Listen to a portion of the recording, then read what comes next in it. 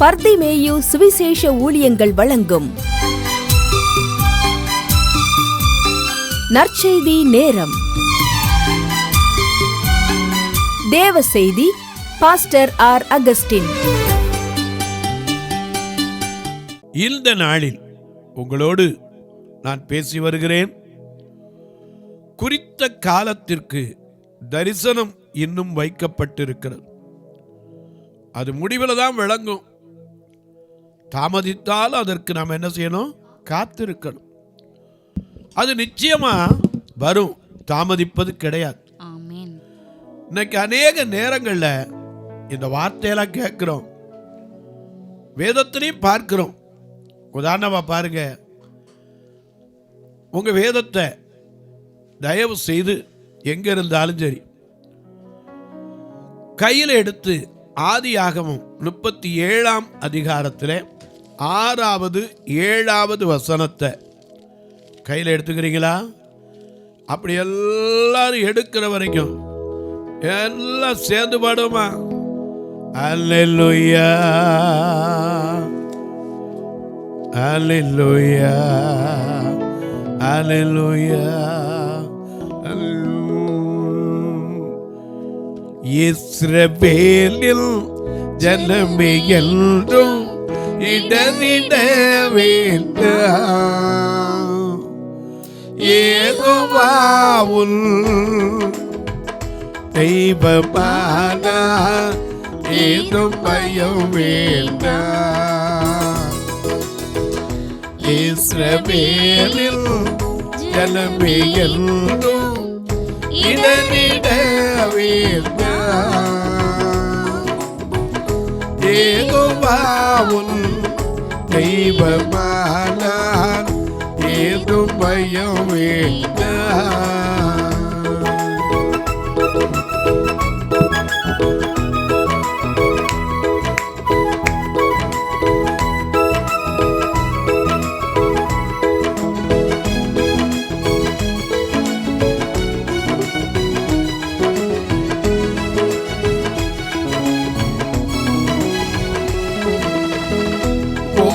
புயமோ பலத்த கரமோ, ஓங்கும் புயமோ பலத்த கரமோ உன் பங்கமே உண்டு.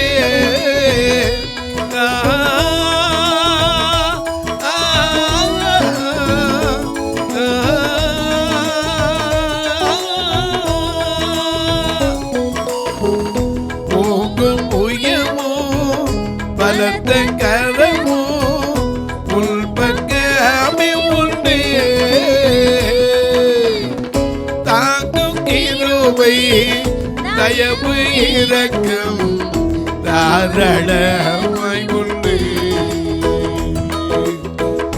தாங்கும் கிருபை தயவு இரக்கம் தாராளமாய் உண்டு. இஸ்ரவேலில் ஜனமே என்றும் இடறிட வேண்டாம். யெகோவாவுன் தெய்வமானார் ஏதும் பயம் வேண்டாம்.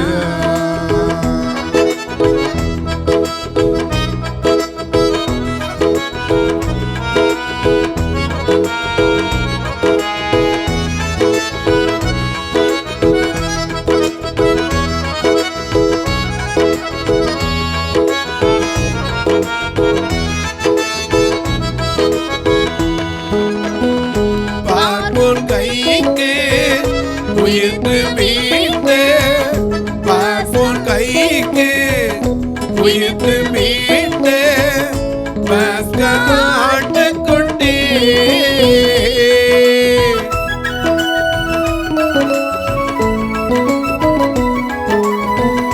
பார்ப்போன் கைக்கு உயிர்த்து மீட்டு ஆட்டுக்குட்டி.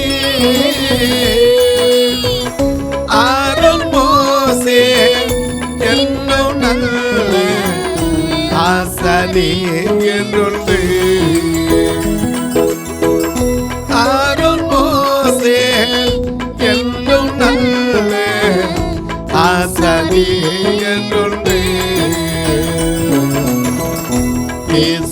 இஸ்ரவேலில் ஜனமே எல்லோரும் இடறிட வேண்டும். யெகோவாவும் தெய்வமான ஏதும் பயம் வேண்டாம்.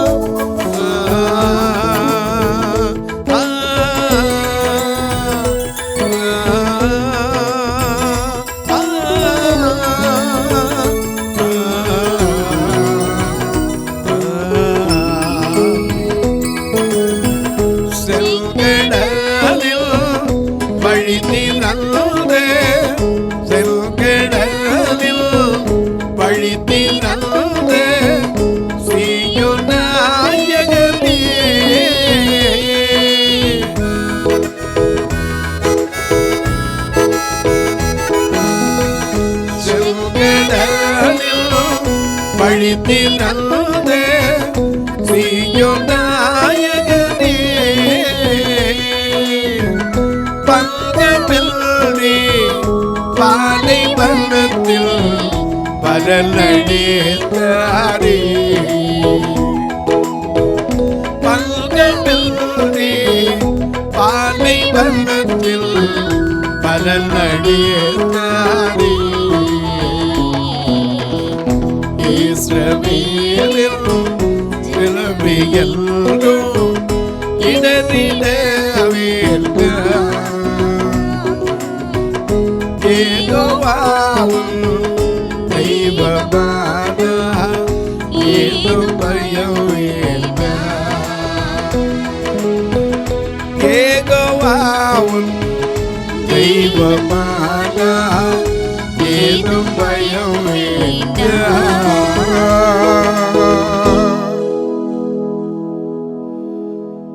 எல்லாம் எடுத்திருப்பீங்க. எனக்கு அன்பானவர்களே, இப்போ வாசிக்க சொல்லட்டுமா? வாசிக்க பார்க்கலாம். மிக அழகா எல்லாரும் தேடி எடுங்கன்னு சொல்லி வேதம் சொல்லுது. குறித்த காலத்திற்கு தரிசனம் இன்னும் வைக்கப்பட்டிருக்கிறதுன்னு சொல்லலே. ஆதியாகமம் 37ஆம் அதிகாரம் 6வது 7வது வசனத்தை வாசிக்க கேட்போம். அவன் அவர்களை நோக்கி, யாரு? யோசேப்பு. யாரை பார்த்து? சகோதரர்களை பார்த்து. அவன் அவர்களை நோக்கி, நான் கண்ட சொப்பனத்தை கேளுங்கள். நான் கண்ட சொப்பனத்தை கேளுங்கள்.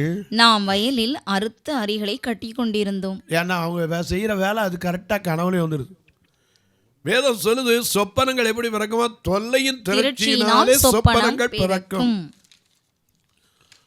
ஏன்னா பார்வோன் போய் சண்டை போட்டு வந்தான். அவனுக்கு எப்படி தோணுச்சு? தரிசனம் காலில் கலங்கப்படுற மாதிரி சொப்பனங்கள் வந்தது.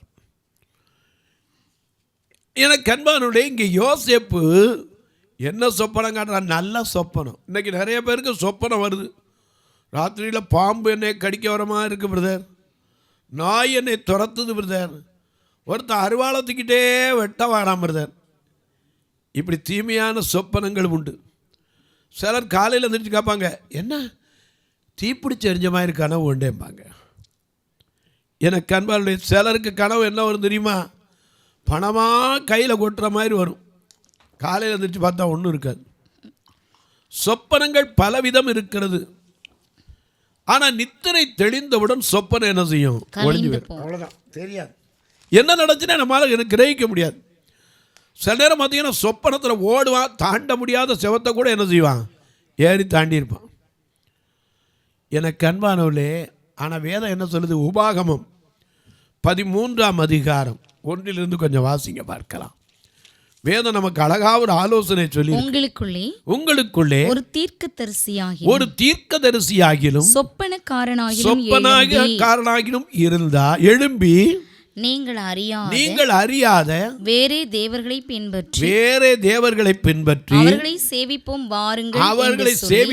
வாருங்கள் என்று சொல்லி உங்களுக்கு ஒரு அடையாளத்தையும் காண்பிப்பேன் என்று குறிப்பாய் சொன்னாலும் அவன் சொன்ன அடையாளமும் அற்புதமும் நடந்தாலும் அந்த தீர்க்கதரிசியாகிலும் அந்த சொப்பனக்காரனாகிலும் சொல்லுகிறவைகளை கேளாதிருப்பீர்களாக. ஆனா நல்ல சொப்பனங்கள் இதுவரைக்கும் உங்களுக்கு வீட்டில் இருக்கும்போது நிறைய பேர் சொல்றீங்க, ஐயா ராத்திரி என்னை நாய் விரட்டுதியா, சொல்லுங்க காளை மாடு விரட்டுதியா. அன்னைக்கு ஒரு அம்மா சொன்னாங்க எருமை மாடு விரட்டிக்கிட்டே வந்துச்சு. அது என்ன பிரதர், பக்கத்து வீட்டுக்காரங்க கேட்டேன் எமன் வராங்கிறாங்கன்னு. எனக்கு அன்பாலே மரணம் எப்போ சொல்லிக்கிட்டு வராது. மரணம் வரதா இருந்தால் எப்படி வரும்? மரணமே நின்னையா நேரமே பிரிவினை செய்யோமே, மரணமே நின்னையா நேரமே பிரிவினை செய்யோமே. தருணம் போக்காதே கிருபை தாங்குது இந்த சமயம் தேடு ஜல்தி, தருணம் போக்காதே கிருபை தாங்குது இந்த சமயம் தேடு ஜல்தி. என் பாடுமே இயேசு பாதம் சேருமே, பரிபாவம் தீருமே.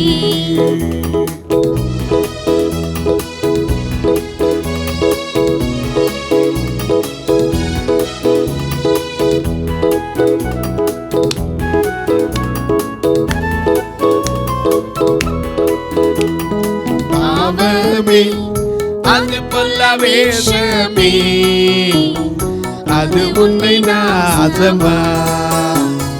பாவமே அது பல்ல வேஷமே, அது உன்னை நாசமா.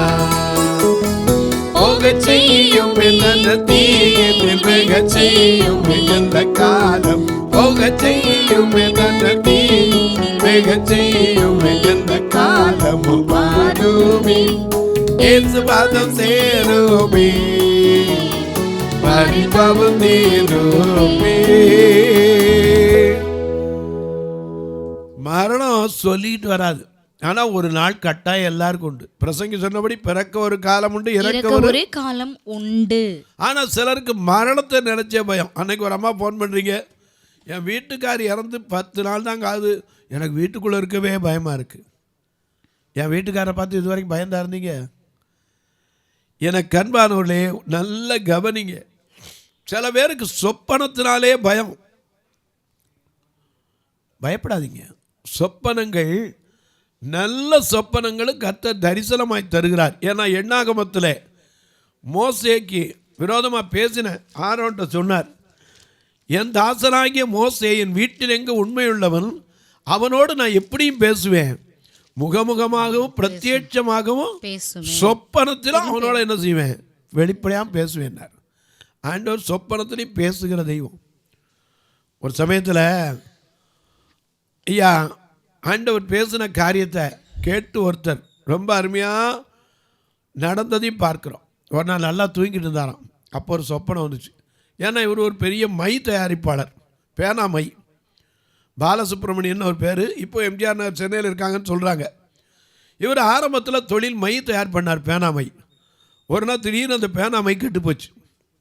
உடனே இவருக்கு பயம், ஐயோ கொஞ்சம் முதலீடு போட்டு ஆரம்பித்தோம், அப்படியே இன்றைக்கி அதுதான் போச்சே. ஆண்டவர் ராத்திரியில் சொப்பனத்தில் சொன்னாராம், நான் உனக்கு ஒரு ஃபார்முலா தரேன், அதில் நீ இனிமேல் செய்யி, இப்போ உள்ளதுக்கு இந்த கெமிக்கலை மட்டும் போய் கலை சரியாயிடும். காலையில் எதிர்த்தா இவன் சுய அறிவு சொல்லிச்சான், இது எப்படி அதுக்கு சூட் ஆகும், மேட்சே ஆகாது, ஆண்டவர் சொல்லியிருக்காரு, அதனால் போய் கலப்போன்னு கலந்தார். கடைசியில் இங்கு நார்மல் ஆயிடுச்சு. அதுக்கப்புறம் ஆண்டவர் கொடுத்த ஃபார்முலாவில் செஞ்சார். எவ்வளவோ இன்றைக்கி இங்கு ஏற்றுமதி அளவுக்கு சின்ன வியாபாரம் தான், ஆனால் உழைந்திருக்கு. ஆண்டவர் ஒரு நாளும் கைவிடவில்லை, சொப்பனத்தினையும் பேசுவார். இந்த யோசேப்புக்கு சாதாரணமாக நிற்கிற நேரம் தான் சொப்பனம், படுத்திருக்கான். அப்போ வருது ஒரு தரிசனம் வருது. என்ன தரிசனம்? ஆதி 37:6 வாசிங்க. அவன் அவர்களை நோக்கி, நான் கண்ட சொப்பனத்தை நான் கண்ட சொப்பனத்தை கேளுங்கள். நாம் வயலில் அறுத்த அரிகளை கட்டி கொண்டிருந்தோம். ஐயா, அறுத்த அரிகளை எல்லாம் கட்டுக்கட்டா கட்டணும். ஏன்னா அறுவடை எல்லாருக்கும் தெரியும், எல்லாரும் பார்த்துருப்போம், கேட்டிருப்போம், படிச்சிருப்போம். ஏன்னா விதைச்சவே என்ன செய்யணும்? கண்டிப்பாக அறுக்கணும். மனுஷன் எதை விதைக்கிறானோ அதை அறுத்து தீருவான், அதில் மாற்றம் கிடையாது. ஏன்னா ஆண்டவரும் சொன்னார். யோவான் மிக அழகா 4ஆம் அதிகாரம் 35ஆம் வசனத்திலே மிக அழகா இயேசு சொன்ன ஒரு வார்த்தையும் வாசிக்க கேட்போம். யோவான் 4:35 மிக அழகா எழுதி வச்சிருக்கார். அறுப்பு காலம் வருகிறதற்கு இன்னும் 4 மாதம் செல்லும் என்று நீங்கள் சொல்லுகிறது இல்லையா? இதோ வயல் நிலங்கள் இப்பொழுதே அறுப்புக்கு விளைந்திருக்கிறது என்று உங்கள் கண்களை ஏறெடுத்து பாருங்கள் என்று நான் உங்களுக்கு சொல்லுகிறேன். ஏன்னா அறுவடை மிகுதி, ஆட்களோ கொஞ்சம். எனக்கு கண்மார்களே, வயலில் விதைச்சு அறுக்கிறதுக்குள்ள அவன் படுற பாடு சாதாரணம் இல்லை. அப்படியே அந்த வயல் ஞாபகமே தான் இருக்கும். ஒருவேளை நான் நினைக்கிற யோசேப்பு அதே ஞாபகத்தில் தான் படுத்தானோ நம்ம தெரியல. நாளைக்கு அறுவடைக்கு போகணும், போய் எல்லாம் என்ன செய்யணும்? கட்டுக்கட்டாக கட்டணும். அதுக்கப்புறம் அந்த தானியங்களெல்லாம் என்ன செய்யணும்? சேர்க்கணும். விவசாயி எப்போவுமே நிலத்தை பார்க்கும்போது ஒரு தாய் போல பார்க்கிறான். அதே போல் அந்த பயிரை பார்க்கும்போது கன்னி பெண்ணை போல பார்க்கிறான். ஏன்னா நெல் அப்படி நல்ல கதிர் முத்திரோடு அப்படி சாஞ்சு வளைஞ்சிருக்கும். அதை பார்த்து சொன்னால் பருவம் வந்த பெண்ணை போல வெட்கமாக இப்படி குனிஞ்சு நிற்கிற மாதிரி இருக்கான். அவ்வளோ அருமையாக சொல்லுகிறான். எனக்கு கண்பாருளே, இந்த மண்ணில் ஆறோடுகிற வரைக்கும் நீரோடுற வரைக்கும் எல்லா வரைக்கும் ஏரோடணும். ஏரோட்டம் நின்று போயிடக்கூடாது. இந்த சொப்பன காலத்தில் என்ன வருது? அவங்க வேலை செஞ்ச வயல் அது கனவுல வருது. என்ன சொன்னால், நாங்கள் அரிகளை எல்லாம் அறுத்து என்ன செய்தோம்? கட்டி கொண்டிருந்தோம். நாம் சொப்பனத்தில் தோணுது சொன்ன தன் சகோதரன் சொல்கிறான், நாம் அரிக்கட்டுகளெல்லாம் என்ன செஞ்சோம்? கட்டி கொண்டு நாம் வயலில் அறுத்த அரிகளை கட்டி கொண்டிருந்தோம். அப்பொழுது என்னுடைய அரிக்கட்டு, நல்ல கவனிங்க, அவன் கையில் இருக்கிற அரிக்கட்டு நிமிர்ந்திருந்தது. உங்கள் அரிக்கட்டுகள் என் அரிக்கட்டை சுற்றி வணங்கி நின்றது. இது தரிசனம். குறித்த காலத்திற்கு தரிசனம் இன்னும் வைக்கப்பட்டிருக்கிறது. இந்த தரிசனத்தை சொன்னதுனால தான் எல்லாரும் அவன் என்ன செஞ்சாங்க? வெறுத்தாங்க. எனக்கு அன்பானுடைய தரிசனம் சிலருக்கு தான் கிடைக்கும். சிம்சோனுக்கு சொல்லப்பட்டது. லூக்கா எழுதின சுவிசேஷம் 2ஆம் அதிகாரம் 25ஆம் வசனத்திலிருந்து வாசிக்க கேட்போம். இயேசுவை காணுகிற பாக்கியம் 2 பேருக்கு கிடைச்சு. அப்பொழுது சிமியோன் என்னும் பெயர் கொண்ட ஒரு மனுஷன் எருசலேமில் இருந்தான். அவன் நீதியும் தேவ பக்தியும் உள்ளவனாயும். அவன் யாரு? கரெக்டா அவனுடைய குவாலிஃபிகேஷன் என்ன? நீதி உள்ளவன், தேவ பக்தி உள்ளவன் இருந்தான். இஸ்ரவேலின் ஆறுதல் வர காத்திருக்கிறவனாயும் இருந்தான். ஆறுதல் வருவதற்கு, ஆறுதல் யாரு? ஏசாயா 51:12 படி, நானே உங்களுக்கு ஆறுதல் செய்கிற கர்த்தர். ஆறுதலின் தெய்வமே, உம்முடைய திருச்சமூகம் எவ்வளவு இன்பமானது. ஆறுதலின் தெய்வமே, உம்முடைய திருச்சமூகம் எவ்வளவு இன்பமானது. ஆறுதலின் தெய்வமே,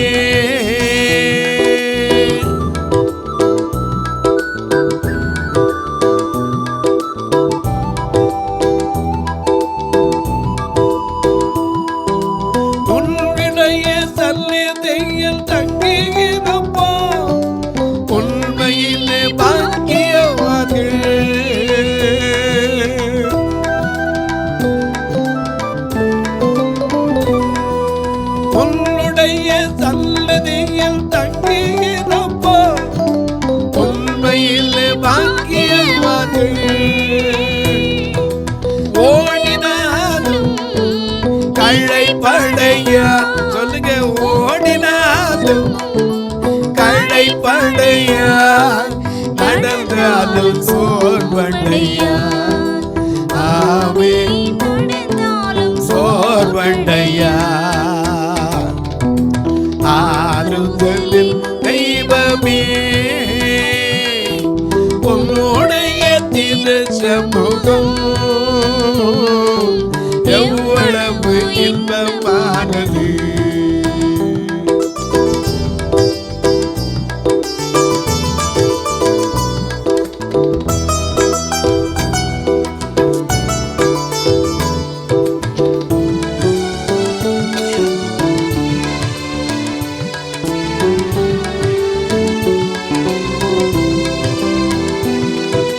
வேறிடத்தில் 1000 நாள் வாழ்வதை விட உம்மிடத்தில் ஒரு நாள் மேலானது.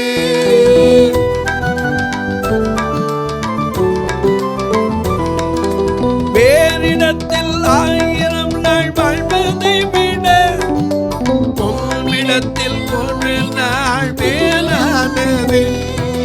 வல்லமை மேலே வல்லமை கொண்டு ஐயா, வல்லமை மேலே வல்லமை கொண்டு சீயோனை காண்பார்கள். ஆமென், சீயோனை காண்பார்கள். ஆறுதலில் தெய்வமே உம்முடைய திரு சமூகம் எவ்வளவு இன்பமானது. ஆறுதலில் தெய்வமே. சொல்லப்பட்டது. ஏன்னா அவர் எதுக்கு இந்த பூமிக்கு வந்தார்? ஏசாயா 61ஆம் அதிகாரத்தில் வாசிக்கிறோம். முதல் வசனத்திலிருந்து வாசிக்கும் போது அவரை குறித்து எழுதப்பட்டிருக்கு. கர்த்தருடைய தேவனுடைய ஆவியானவர் என் மேல் இருக்கிறார், சிறுமைப்பட்டவர்களுக்கு சுவிசேஷத்தை அறிவிக்கும்படி அபிஷேகம் பண்ணினார், இருதயம் நொறுங்குண்டவர்களுக்கு காயம் கட்டுதல். நல்ல கவனிங்க, இருதயம் யார்னா நொறுங்கி போய் உட்கார்ந்திருக்க, காயம் கட்டுறதுக்கு. சிறைப்பட்டவர்களுக்கு விடுதலை, சிறுமைப்பட்டவர்களுக்கு விடுதலையையும் கட்டுண்டவர்களுக்கு கட்டவிழ்த்தலையும் கூறவும், கர்த்தருடைய அனுக்கிரக வருஷத்தையும் நம்முடைய தேவன் நீதியை கரிக்கட்டும் நாளையும் கூறவும், துயரப்பட்ட அனைவருக்கும் ஒருத்தருக்கு மட்டுமில்ல, துயரப்பட்ட அனைவருக்கும். யோபு 10:1 வாசிக்கிறோம், அவன் துயரத்துக்கு இடம் கொடுத்து விட்டானாம். யோபு 10ஆம் அதிகாரம் முதல் வசனத்தில் பாருங்க, அவன் துயரத்துக்கு இடம் கொடுத்துட்டான். அழகா சொல்றாங்க, என் ஆத்துமா ஜீவனை அரோசிக்கிறது, நான் என் துயரத்துக்கு எனக்குள்ளே இடம் கொடுத்து என் மன சஞ்சலத்தினாலே பேசுவேன். ஆனா துயரத்துக்கு இடம் கொடுத்துட்டா நாமளும் பேச புலம்பத்தான் செய்வோம். ஆனா ஒருத்தனுக்கு இல்லை, துயரப்பட்ட அனைவருக்கும் ஆறுதல் செய்ய, நொறுங்கின ஆவிக்கு பதிலாக துதியின் உடைய கொடுக்க, சாம்பலுக்கு பதிலாக சிங்காரத்தையும், ஐயா சாம்பலுக்கு பதிலாக அவன சிங்காரத்தை கொடுப்பதற்கு வந்தார். அந்த இயேசு இந்த பூமியில் கொடுத்த தரிசனத்தை நிறைவேற்றாம விட்டுருவாரா? நிச்சயமா விட மாட்டார். ஏன்னா யோசேப்பு சொன்னா, எல்லாம் சொன்ன உடனே அவ்வளவு பேருக்கும் கோபம். ஆனால் ஒரு நாள் கர்த்தர் நிறைவேற்றினார். இன்னைக்கு நீங்களும் நினைப்பீங்க, எனக்கு ஒரு நாள் எந்திரிச்சிடுவேனா, நானும் ஒரு நாள் நடப்பேனா. திடீர்னு 2 காலம் ஸ்ட்ரோக் வந்த உங்களுக்குள்ளே என்ன வரும்? இனிமேல் நான் நடந்து, அப்படி விசுவாசிக்காதீங்க, நான் நடப்பேன். யோபு சொன்னானே, என் மாமிசம் என் தோல் எல்லாம் அழுகி போகும், அப்படி இருந்தாலும் அவரை என் கண்களால் நான் காண்பேன், அந்நிய கண்ணில் என் கண்ணே பார்க்கும் நானே.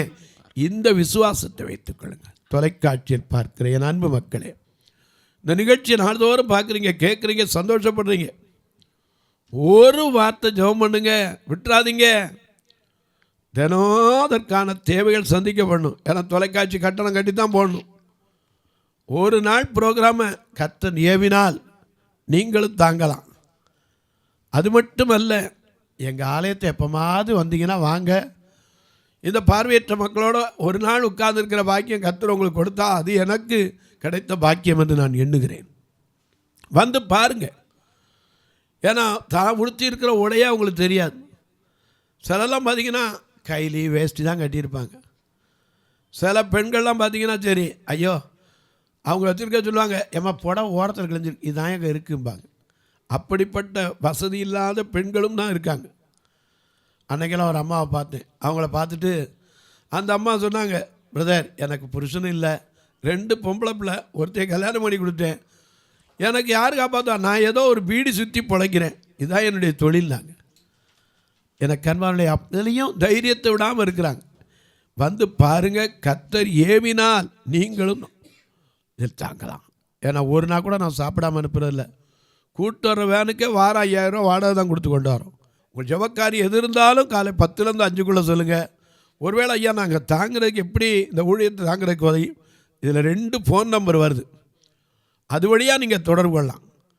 ஒருவேளை நான் கணக்கு வைக்கிறேன் பிரதர், அதுக்கு வழி உண்டா? இருக்குது, கேளுங்க சொல்கிறேன். போஸ்ட் ஆஃபீஸ் வழியாக அனுப்புகிறீங்கன்னா அங்கே போய் போஸ்ட் பேங்க் நம்பர் தரேன், அதில் கேளுங்க. 36 35 38 89 63 இந்த நம்பர் சொன்னீங்கன்னா போதும், அவங்க ஃபில்லப் பண்ணிடுவாங்க. நீங்களும் எப்போவும் ஒருமனப்பட்ட ஆவியோடு ஆண்டவரிடத்தில் அப்படியே ஜெபிப்போமா? நல்ல பிதாவே, நன்றியோடு துதிக்கிறோம் சுவாமி.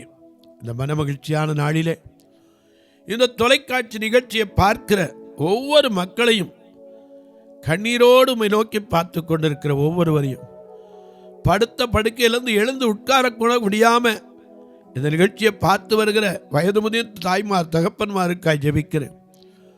ஆண்டவர் தான் அவர்களுக்கு நல்ல சுகத்தையும் பலத்தையும் தந்து வழி நடத்துங்க. தரிசனங்கள் பொய் சொல்லாது, நிச்சயமாய் வரும் என்று சொல்லி நம்பிக்கையோடு காத்திருக்கிறவர்களுக்கு குறித்த காலத்தில் குறித்ததை கர்த்தர் நிறைவேற்றும். பிறந்த நாள் திருமண நாளை நினைவுகூறுகிற மக்களுக்காக ஜெபிக்கிறேன். தங்களுக்கு அன்பால் இழந்து தவிக்கிற ஆறுதலற்ற மக்களுக்காக ஜெபிக்கிறேன். இனிமே என் வாழ்க்கையில் எல்லாம் முடிஞ்சிருச்சு அப்படின்னு நினைக்கலாம்.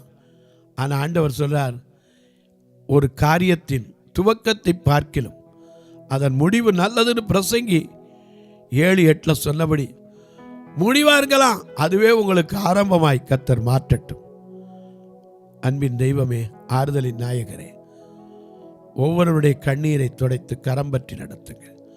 தாய் தன் பிள்ளையை மறந்தாலும் நான் உன்னை மறப்பதில்லை என்று சொன்னவரே, மறவாமல் நினைத்த தெய்வமே, மகிமைக்கு பாத்திரரே, ஒவ்வொரு குடும்பத்திலும் மறுபடியும் ஆதியிலிருந்த அன்பு, ஆதியிலிருந்த சமாதானம், ஆரம்பத்தில் கொண்டிருந்த நம்பிக்கை ஒவ்வொருவருக்கும் தழைக்கட்டும். இயேசு கிறிஸ்துவின் ஈடு இணையற்ற வல்லமையுள்ள நாமத்தில் ஜெபிக்கிற நல்ல பிதாவே, ஆமென். சபை ஆராதனை ஞாயிறு காலை 10 மணி முதல் 12 மணி வரை.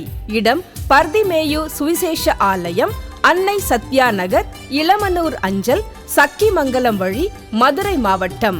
பின்கோட் 625201 மற்றும் பர்திமேயு சுவிசேஷ ஜெப வீடு, flat number 107, Eden garden, Muthur, Tirunelveli. Pincode 627011. சிறப்பு உபவாச கூட்டம் ஒவ்வொரு மாதமும் 2வது சனிக்கிழமை காலை 10 மணி முதல் 1 மணி வரை நாகர்கோவில் YMCA ஹாலில் வைத்து நடைபெறுகிறது. மற்றும் ஒவ்வொரு மாதமும் 4வது சனிக்கிழமை காலை 10 மணி முதல் 1 மணி வரை திருநெல்வேலி புதிய பேருந்து நிலையம் அருகில் உள்ள கிரேஸ் ஹாலில் வைத்து நடைபெறுகிறது. எங்கள் எல்லா ஆராதனைகளிலும் கலந்து கொண்டு தேவனை மகிமைப்படுத்த அன்பாய் அழைக்கிறோம். உங்கள் உதாரத்துவமான காணிக்கைகளினால் இவ்வூழியத்தை தாங்க விரும்பினால் R Augustine, account number 5021364331, IFSC code IDIB 000B066, Indian bank, BP Kulam, Madurai. GPay number 9842181917, BGM ministries மற்றும் 9442559772, பிளைண்ட் மினிஸ்ட்ரீஸ் அகஸ்டின். உங்கள் தொடர்புக்கு பாஸ்டர் ஆர் அகஸ்டின், பர்திமேயு சுவிசேஷ ஊழியங்கள், நாகமலை, புதுக்கோட்டை, மதுரை 625019. தொலைபேசி எண்கள் 9842181917 மற்றும் 9442559772. கர்த்தர் தாமே உங்களை ஆசீர்வதிப்பாராக.